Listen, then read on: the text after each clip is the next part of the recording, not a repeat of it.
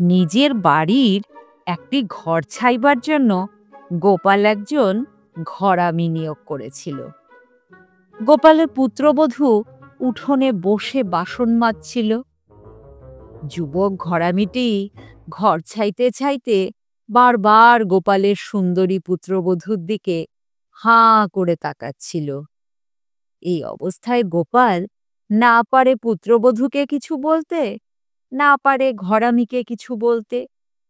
শেষ পর্যন্ত গোপাল সেই ঘরামিকে বলতে বাধ্য হলো, বুঝলে হে ছোকরা, নিজের কাজ নিজে করে যাও, বেল পাকলে কাকের কি।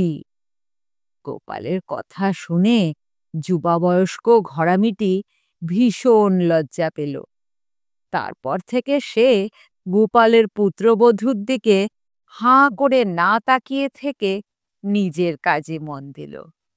গোপালের পুত্রবধূও লজ্জা পেয়ে এক ছুটে ঘরে ঢুকে গেল।